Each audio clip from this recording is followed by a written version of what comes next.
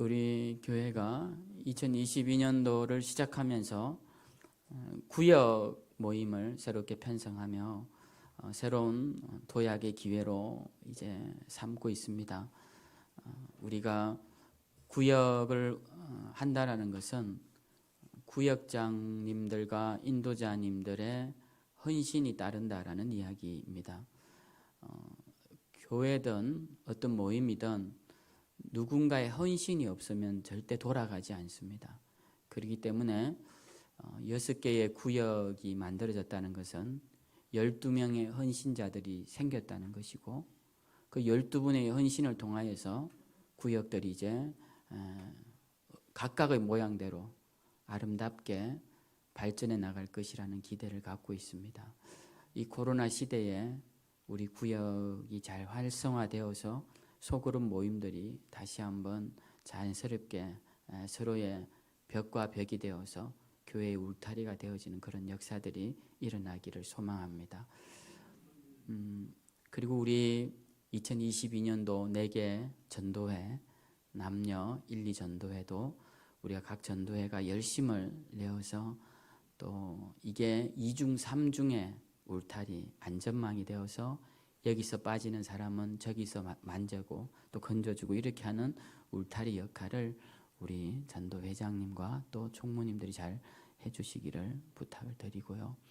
그 다음에 우리가 중보기도팀도 우리가 오늘 또 기도를 열심히 하고 오셨는데 그 기도에 불꽃이 우리 교회를 활활 타오르게 할 줄 믿습니다. 그래서 우리 중보기도팀도 또 열심히 해주시고, 또 우리 전도단도 오후에 모임이 없을 때는 우리 생명샘 전도단은 항상 있으니까 우리가 모여서 구령의 열정을 가지고 죽어가는 영혼들 전도를 위해서 우리가 또 기도를 하는데, 우리 단장님 이하 또 총무님, 우리 모든 전도단원들이 또 열심으로 우리가 기도를 하고 있고 또 전도를 하고 있습니다. 열매가 분명히 맺혀질 것이라 생각하고 그 열매를 우리 눈들이 다 볼 수 있는 해가 되기를 바랍니다. 그리고 우리 또 성가대가 오늘 또 이렇게 찬양을 아름답게 해주시는데 너무 어려운 중에도 마스크 끼시고 이렇게 찬양을 잘 해주셔서 참 은혜가 되고, 우리가 이 예배의 시간의 한 부분을 차지한다는 것은 굉장히 두려운 일이죠. 예배의 한 부분을 내가 담당을 한다. 그래서 여러분 대표 기도도 그래서 사람들이 얼마나 어려워합니까? 이 대표 기도하는 게 쉽지가 않죠.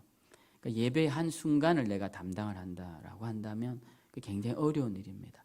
그 성가대가 예배의 한 부분을 맡고 또 기도하시는 분들도 또 한 부분을 맡고 저도 또 말씀의 한 부분을 맡고 이렇게 각자의 맡은 자리에서 하고, 또 오늘 우리 찬양팀이 새롭게 이제 세워져서 예배를 시작하면서 우리 세 분의 찬양 인도자와 또 우리 반주하는 가야와 또 우리 의제까지 이렇게 다들 한 부분을 맡아서 한다라는 것이 얼마나 큰 기쁨인지 모릅니다.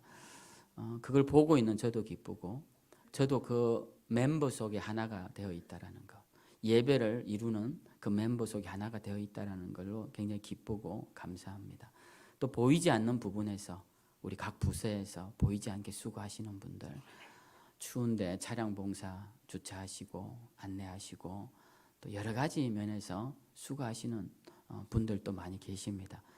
이런 부분들이 다 하나하나가 서로 협력해서 교회가 움직인다는 것이 너무 감사하고, 그 자리에 저와 여러분들이 각자의 자리가 있다는 것이 참 감사합니다. 그래서 우리가 오늘 제가 찬양을 들으면서 준비되지 않았지만 이런 게 생각이 나서 우리 함께 다 격려하면서 2022년도 잘 해나가자라는 의미에서 설교 전에 이런 말씀을 드렸습니다.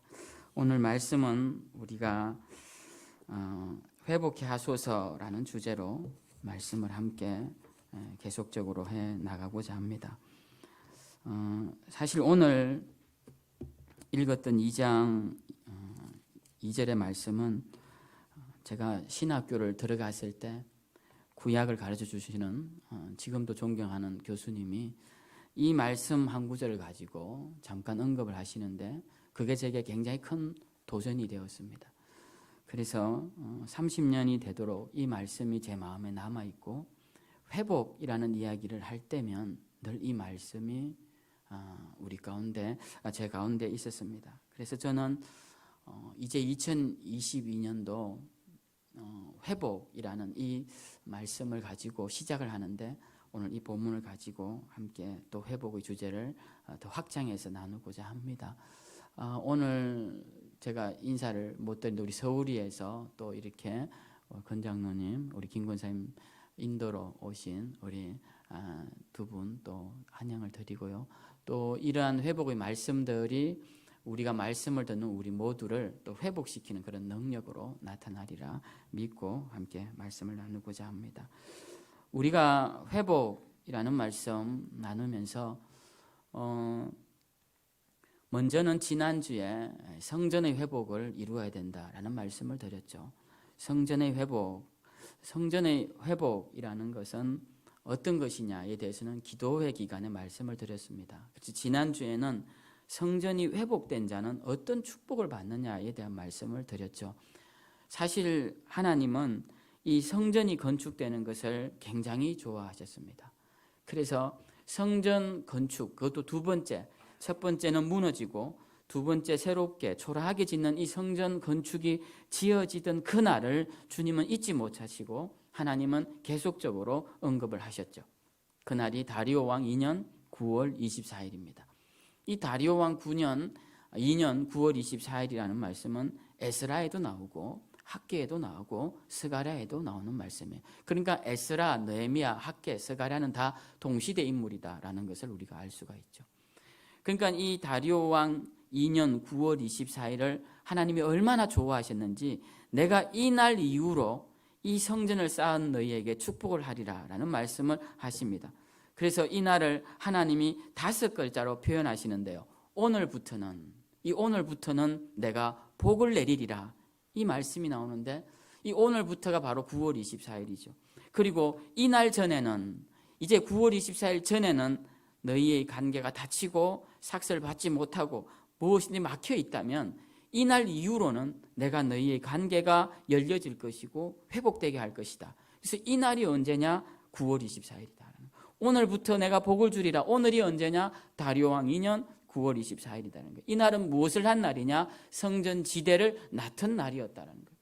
그러니까 하나님이 얼마나 기쁘셨으면 이 날을 기억하시고 여러 번 언급을 하셨겠느냐라는 것이죠. 그래서 성전 신앙이 회복된다는 것은 하나님이 굉장히 기뻐하시는 일이고 하나님이 기뻐하시면 모든 것이 다 형통케 되는 역사가 일어난다는 것입니다. 그래서 우리가 성전을 회복시키자.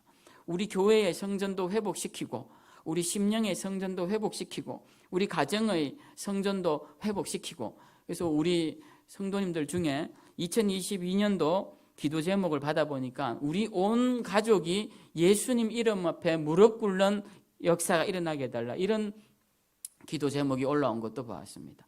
그러니까 그것은 결국 가정의 성전이 회복된다는 거죠. 우리 가정의 심령들이 주님 앞에 심령의 무릎을 꿇게 만들어 달라는 것입니다. 그래서 저는 이 성전만 회복되면 여러분 모든 것이 다 주님 뜻 안에서 형통케 된다. 이것은 학계가 보장하는 것이고 스가랴가 약속한 것이었음을 우리는 지난주 말씀을 통해 보았습니다. 그래서 오늘은 이 성전 신앙에서 또 더 나아가서 성막 신앙이 회복되어야 되겠다라는 말씀을 함께 나누고자 합니다. 성막 신앙이 회복되어야 되겠다.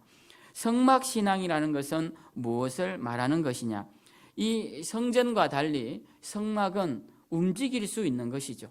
성전은 예루살렘에 다윗이 준비하고 솔로몬이 세운 그 성전을 말하는 것이었습니다. 그런데 성막은 그 전에 모세 시대 때 천막으로 덮개는 해달 가죽을 쓰고 양가죽 염소 가죽으로 덮개를 만들고 널빤지를 메고 나무 기둥을 들고 다니다가 언제든지 하나님이 법궤를 두어야 한다고 생각하는 그 장소에 기둥을 세우고 널빤지를 붙이고 그리고 가죽을 덮어서 만들던 것이 성막이다라는 것입니다. 그래서 우리는 이 성막 신앙을 회복해야 되겠다라는 것이죠. 성전 신앙은 고정되어 있기 때문에 우리가 그 성전으로 나아가야 합니다. 그러니까 고정을 잘 시켜야 되겠죠. 어디다가 성전을 세워야 하느냐? 우리 삶의 중심에다 성전을 세워야 된다. 우리 시간의 중심에다가 성전을 세워야 된다. 그죠? 우리의 물질의 중심에다가 성전을 세워야 된다. 우리의 소중한 것들 중심에다가는 성전을 세워야 된다. 왜? 성전을 세우면 항상 그곳으로 나아가야 하기 때문에. 그런데 성막신앙은 이와 다릅니다. 성막신앙은 옮겨 다니는 것이. 그래서 성막신앙은 어떤 신앙이냐면 함께하는 신앙이다라는 겁니다. 성전신앙을 간단히 말해보라 그러면 하나님 중심주의라고 말한다면, 성막신앙을 간단히 말해보라고 한다면 하나님과 동행하는 신앙이다, 이렇게 표현할 수가 있습니다. 성막 위에는 항상 하나님의 임재의 구름이 떠 있었습니다. 그걸 구름 기둥이라고 하는데요. 밤에는 그 구름 기둥 사이에 불길이 있었기 때문에 불기둥이라고 불렀습니다.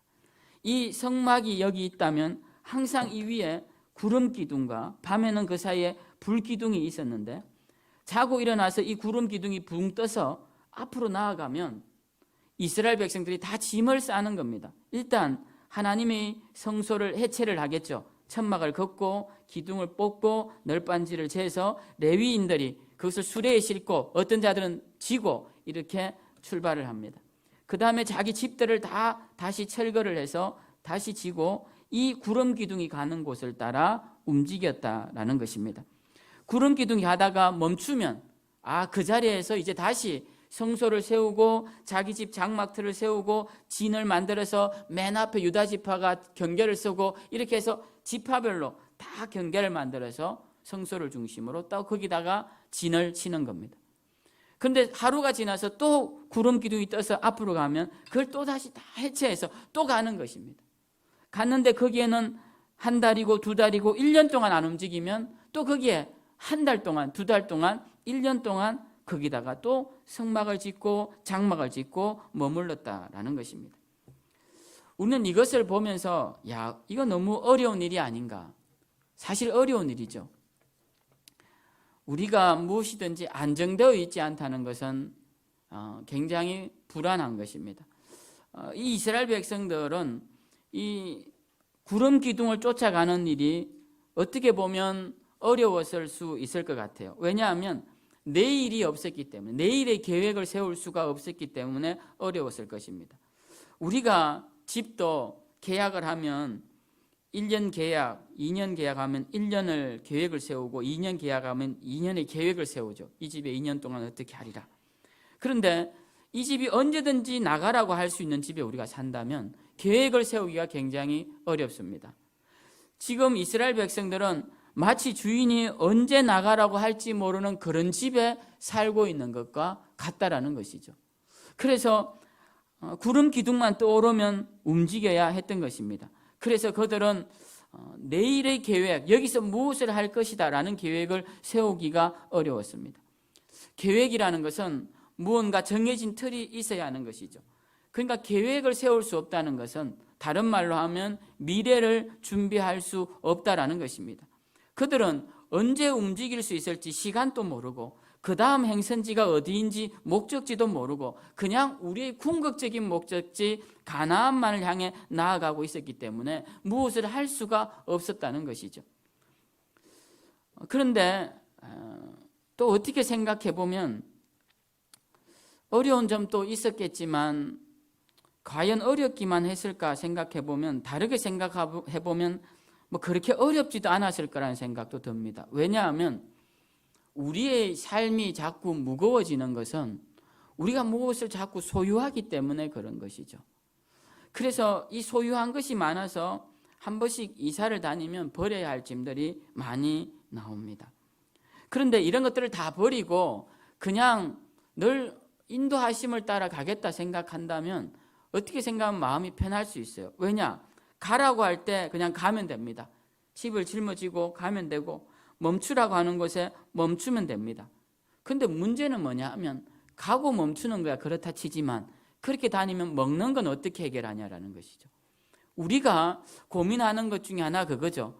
우리는 나중에 뭐 먹고 살 거냐라는 거예요. 그래서 우리는 우리의 평생을 먹을 것 외에도 더 많은 걸 미리미리 준비해 놓습니다. 그래서 썩어 나가는 것들도 많죠. 냉장고에 보면 썩을 음식들이 굉장히 많습니다. 우리가 먹을 양식만이 아니라 썩을 양식까지도 많이 준비하는 걸 보게 돼요. 그러니까 우리가 그렇게 왜 쌓아두느냐 하면 내일 모레 그 다음까지 먹을 걸 준비하기 위해서 준비해 놓는 것이죠. 이처럼 먹는 건 굉장히 중요합니다. 이스라엘 백성들도 이렇게 옮겨 다니는 건 좋은데 그럼 먹을 것을 어떻게 준비하냐라는 거예요. 근데 이스라엘 백성들에게 하나님이 먹을 것을 주십니다. 아침마다 하나님께서 광야 40년 동안 이스라엘 백성들에게 아침밥을 지어주시는데요. 그게 뭡니까? 만나인 것입니다. 만나를 매일 아침마다 하늘에서 내려주세요. 그래서 이 하늘 양식을 맛본 사람들은 그 당시 광야길을 걸었던 그 사람 외에는 단 한 명도 먹어보지 못한 하늘의 양식이었습니다. 얼마나 이제 좋습니까? 가라는 곳에 가면 하나님께서 그 다음날 이슬처럼 만나가 맺히고 해가 조금 나면 그것이 꾸덕꾸덕 말라서 그걸 뜯어다가 먹으니 밥 걱정을 할 필요가 없는 것입니다. 물도 하나님께서 가는 곳마다 물을 뚫어주셔서 물 걱정도 할 필요가 없습니다.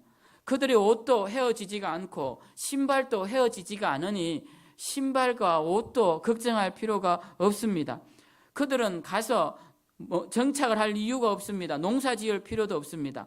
농사 지을 땅도 없지만 하나님께서 모든 것을 다 공급해 주시니 그냥 하나님 따라 가기만 하면 된다는 것이죠. 심지어는 고기가 먹고 싶다고 하면 고기 요리도 주십니다. 어떻게 보면 세상에 가장 쉬운 길이 아닐까 싶어요. 여러분 그렇지 않습니까? 세상에 참 편한 길이 남들 가는 길 따라가는 길입니다. 제일 어려운 것이 맨 앞에 가는 사람. 제가 마라톤 이야기하면서 말씀을 드렸죠. 그러니까 주님이 내가 가는 길 너희 따라만 오면 돼. 얼마나 좋습니까? 따라오면 먹을 것, 마실 것, 입을 것 주시고 고기까지 주시고 그렇게 하니까 생각해보면 하나님의 그 광야길이 참 좋았다라는 것입니다. 그런데 문제는 이스라엘 백성들이 이 자꾸 떠돌아다니는 유랑생활에 지쳐서 하나님 가나안 땅이 좋습니다. 가나안 땅에 제발 들어가게 해주십시오. 그래서 그들이 원하던 가나안 땅에 드디어 들어가게 됩니다. 그리고 그 가나안 땅에서 그들은 살면서 이제는 아침에 눈을 떠도 만나를 찾을 필요가 없습니다. 왜? 그들이 먹고 싶은 것을 다 재배해서 먹고 싶은 양념 쳐서 먹고 싶은 시간에 먹으면 되는 겁니다. 만나는 정해진 양이 있었지만 배가 터지도록 먹어도 되고 그날 굶어도 되고 그냥 하고 싶은 대로 합니다. 그리고 물을 찾지 않아도 됩니다. 오아시스 근처에 살고 있으니까요. 그리고 아침에 눈을 뜨면 성막 위에 구름 기둥이 움직이나 안 움직이나 볼 필요도 없습니다. 왜? 우리는 계속 여기 살 거니까 가나안 땅에. 그래서 그들은 이 가나안 땅이 좋았습니다. 그런데 그들은 이제 이 광야에서 가나안 땅으로 오면서 삶은 좋아졌는데 이제 하나님을 바라보는 눈빛이 그 눈길이 바뀌기 시작합니다. 이제 그들에게는 땅이 생겼고 그리고 성도 생겼습니다. 오아시스도 생기고 양과 염소와 약대들이 생겼습니다. 나중에는 하나님만 왕으로 삼겠다던 그들이 우리에게도 사람의 왕을 허락해달라고 해서 사람을 왕으로 세웁니다. 그리고 그에 의해 군대가 생기고 상비군이 생겨나면서 이제 그들은 하나님의 불기둥, 구름기둥 그런 건 필요 없어도 안전함을 보장받게 되었습니다. 광야길에서는 매일 하나님만 바라봤다가 성막 위 구름기둥은 언제 움직이나 늘 그런 것만 바라봤다가 오늘은 어떤 만난 것을 주시려나 늘 하나님만 바라봤다가 주변 적들로부터 하나님이 우리를 지켜주셔야 되는데 하면서 늘 하나님을 바라봤다가 이제는 그렇게 할 필요가 없어진 것이에요. 그들이 그토록 염원하던 가나안 땅, 풍요의 땅을 받고 누리고부터 이들의 삶의 모습이 바뀌기 시작합니다. 어떻게 바뀌느냐? 이제 하나님보다 더 의지하는 것이 생겼어요. 그리고 하나님보다 더 사랑하는 것이 생겼습니다. 이들은 점점 타락해집니다. 하나님을 잊어버리기 시작합니다. 그들을 애굽에서 나오게 하시고 구름기둥, 불기둥으로 광야길을 인도하셨던 그 하나님을 잊어버립니다. 하나님 대신 물질을 섬기기 시작하고 하나님 대신 쾌락을 섬기기 시작하고 하나님 대신 다른 이방신들을 섬기기 시작합니다. 그러할 때 그렇게 시간이 수백 년 지나 900년쯤 이르렀을 때, 나라가 멸망해 갈 때쯤에 하나님께서 예레미야 선지자를 통해서 오늘 이 말씀을 하신 것이에요. 뭐라고 말씀하시냐면 여호와께서 이와 같이 말씀하시기를 내가 너를 위하여 네 청년 때의 인애와 네 신혼 때의 사랑을 기억하노니 곧 씨 뿌리지 못하는 땅 그 광야에서 나를 따랐음이니라. 이 말씀이 어떤 말씀입니까? 예레미야 선지자를 통하여서 하나님이 회상하시는 말씀이에요. 야, 그때 광야길은 어땠니? 그때 그 광야길을 걸을 때는 네가 나만 바라봤지 않냐? 그때 너는 청년이었고 너는 청춘이었고 우리는 신혼이었다. 우린 그때 사랑만으로 만족했고 서로를 바라보는 눈빛만으로 만족했고 우리의 사랑은 진실했고 우리의 사랑은 순수했지 않느냐? 그때 너는 나만 바라보았고 나는 너 이스라엘을 친히 내 품에 안고 내가 친히 그 길을 인도하였다 라고 말씀하시는 겁니다. 어디서? 그 씨 뿌리지 못하는 땅, 그 광야, 가난하고 힘들었던 그때 그곳에서 너와 내가 어떻게 했느냐라는 말씀을 오늘 하고 계신 거예요. 제가 너무 많이 덧붙였나요? 이 한 절 속에는 이런 의미가 들어가 있는 겁니다. 오늘 이 청년의 인애와 그리고 신혼의 사랑이라는 이 짧은 두 단어 속에는 바로 그때 그 시절에, 그 가난했던 시절에 이 씨 뿌리지 못하는 땅, 뿌릴 땅도 없고 거둘 땅도 없고 너희는 오직 나만 바라보고 있던 그때 우리가 좋았지 않니? 라는 말씀을 하고 있는 것입니다.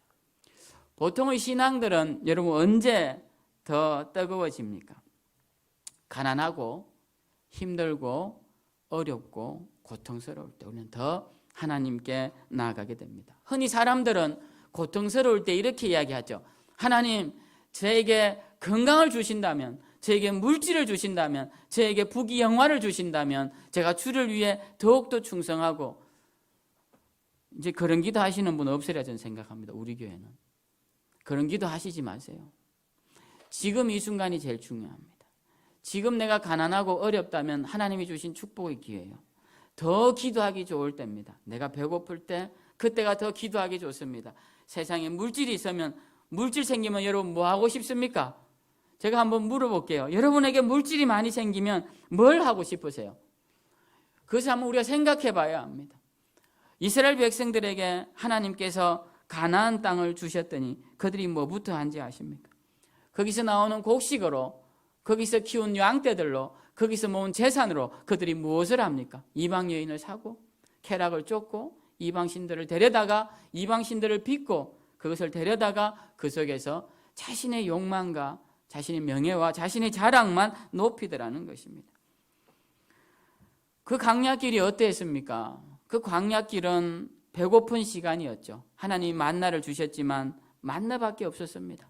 고기를 주셨지만 그것도 한때예요. 그래서 그들은 애굽의 양념들을 그리워합니다. 애굽에는 마늘도 있었고 파도 있었고 부추도 있었고 그런 것들을 먹고 싶은데 여러분 광야에 그런 게 어디 있습니까? 그러니까 그들은 그때를 회상하는 것이죠. 광야의 길은 모든 게 다 갖추어져 있던 시절은 아니었습니다.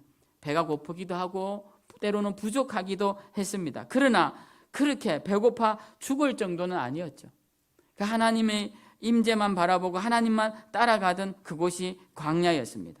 그런데 이제 이스라엘 백성들이 가나안 땅에 들어가면서 그들은 그 광야에서 바라보았던 하나님을 잊어버리고 세상을 바라보기 시작했던 것입니다. 성막신앙의 회복이라는 게 무엇일까요? 성막신앙의 회복이라는 것은 바로 이렇게 광야에서 하나님만 바라보던 그 모습을 회복하는 것이 성막신앙인 것입니다. 그때는 하나님 없이는 단 한 발자국도 움직이지 못했던 그 광야길, 그때를 회복하는 것이 성막신앙의 회복이다라는 것입니다. 성막신앙의 회복이라는 것을 다른 말로 하면 하나님 임재의 신앙이고 하나님 동행의 신앙인 것입니다. 다시 말하면 이스라엘 백성들이 광야에서 하나님과 나누었던 그 신혼 때의 순수한 사랑의 회복이요, 그리고 그 인애의 회복이요, 그것이 바로 성막신앙의 회복인 것입니다. 그래서 성막신앙이 회복된다라는 것은 하나님을 향한 우리의 첫사랑이 회복된다는 것을 의미하는 것입니다. 예레미야서 말씀처럼 청년 때의 인애와 신혼 때의 사랑으로 회복되는 것을 의미하는 것이죠. 신혼 때의 사랑, 청년 때의 인애. 여러분 어떻습니까? 우리 교회도 지나놓고 보면 가난했던 시절이 힘들었지만 그때 행복했던 시간들이 있죠. 그때는 뭐 특별한 게 없었습니다.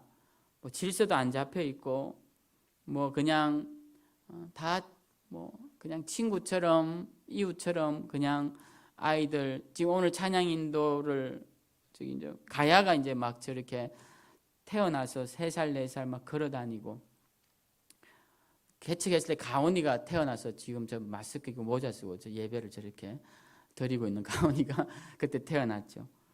그러니까 그때 그 아이들이 벌써 저렇게 자라가지고 청년이 되고 그때는 주로 저런 아이들 데리고 가서 예배 마치면 축구하고 뭐 그랬습니다.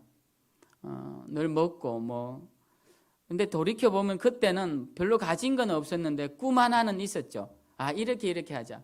근데 신기하게 그 꿈이 다 이루어졌습니다. 우리 교회가 그때 나누었던 꿈들이 다 이루어졌죠. 함께 꿈꾸었던 사람들은 다 사라졌는데 꿈은 이루어져서 이렇게 남아 있습니다.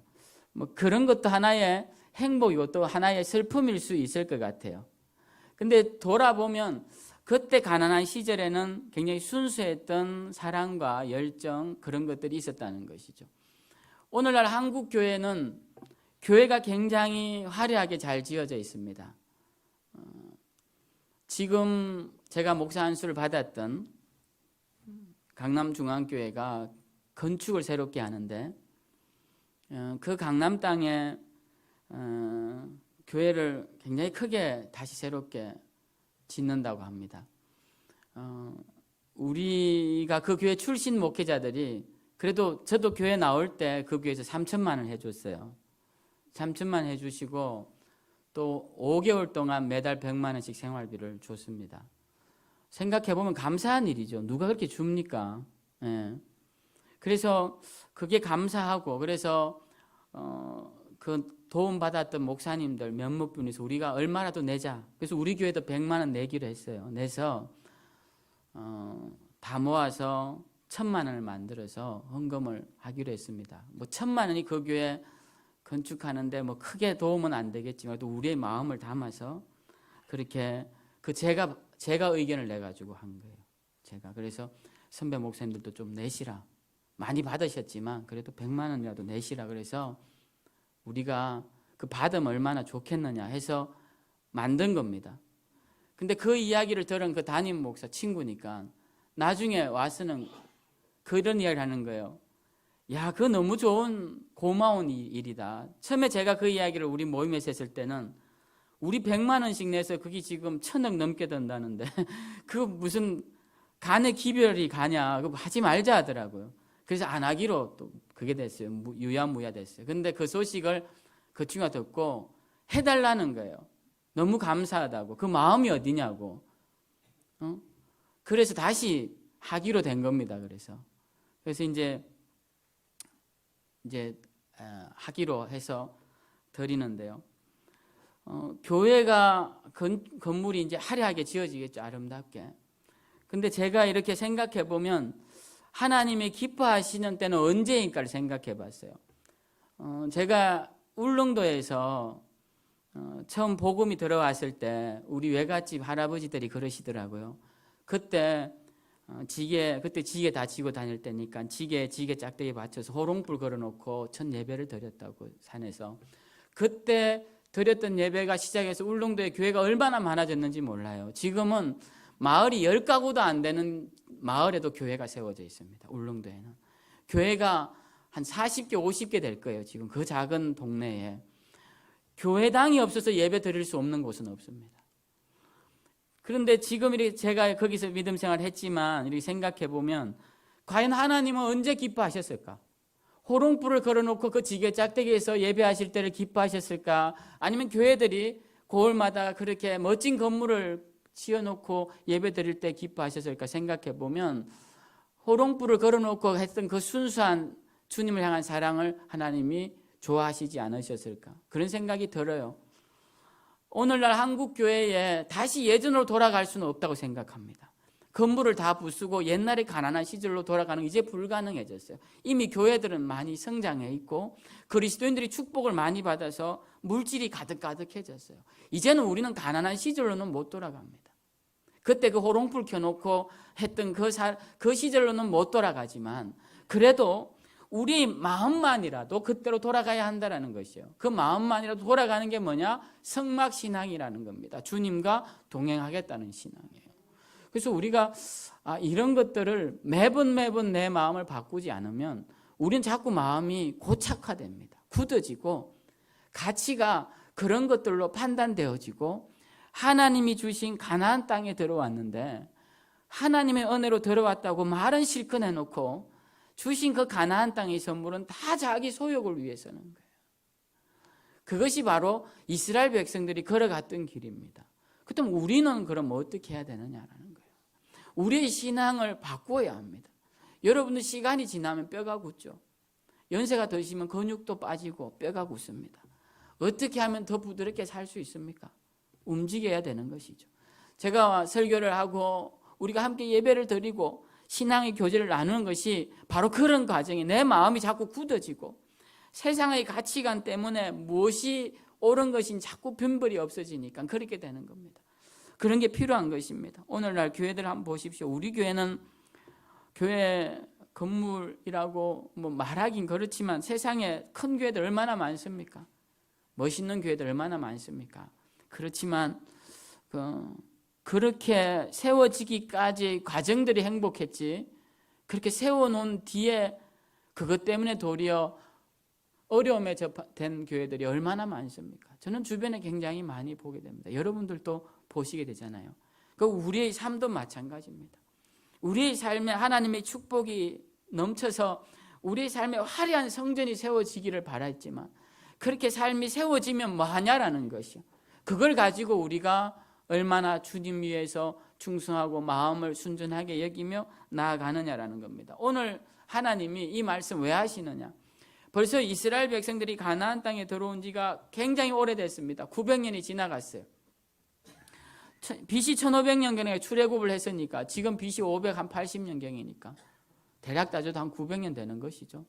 8, 900년. 그 8, 900년이 지나는 시기 동안 그들이 얼마나 하나님을 잊어버리고 하나님부터 받은 축복을 가지고 잊어버리고 살았으면 하나님이 이제 와서 다시 이야기하는 야 그때 좋았지 않냐? 그때 치고 너무 시간이 길죠. 900년 전이니까.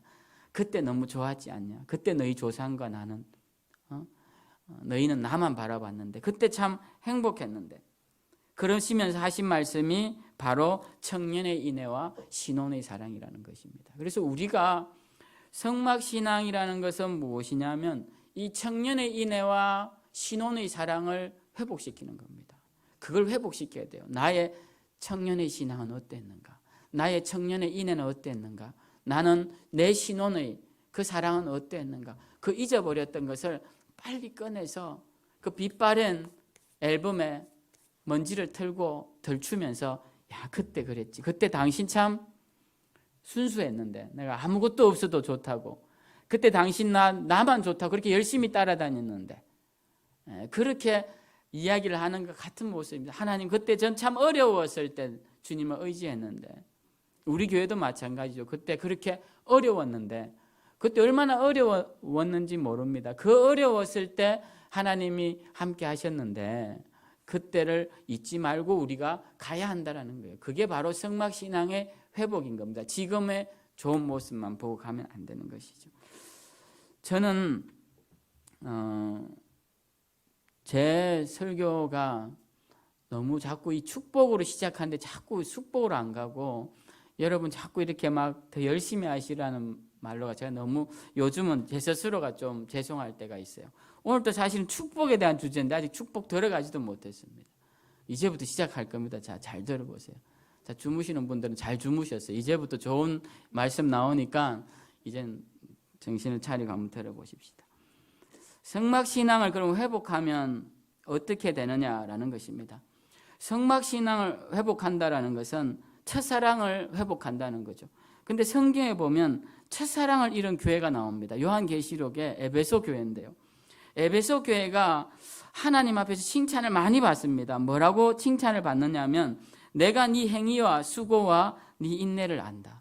네가 참고 내 이름을 위하여 견디고 게으르지 아니하고 부지런했던 것을 내가 안다. 그렇게 칭찬을 해주신 후에 이렇게 말씀하세요. 그런데 너를 책망할 것이 있나니 네가 처음 사랑을 버렸구나.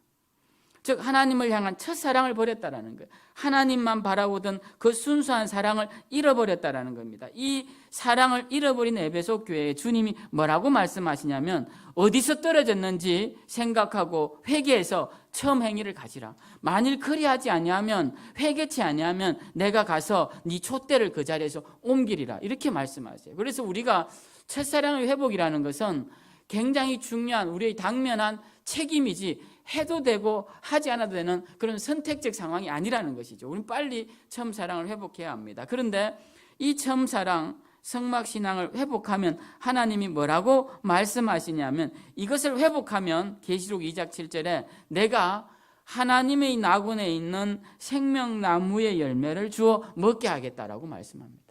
이 생명나무의 열매, 여러분 어떤 나무인지 잊어버리셨을 텐데 이 나무는요 처음에 창세기 3장에 나오는 그 나무입니다. 창세기 3장에 보면 아담과 하와가 선악과를 따먹어요.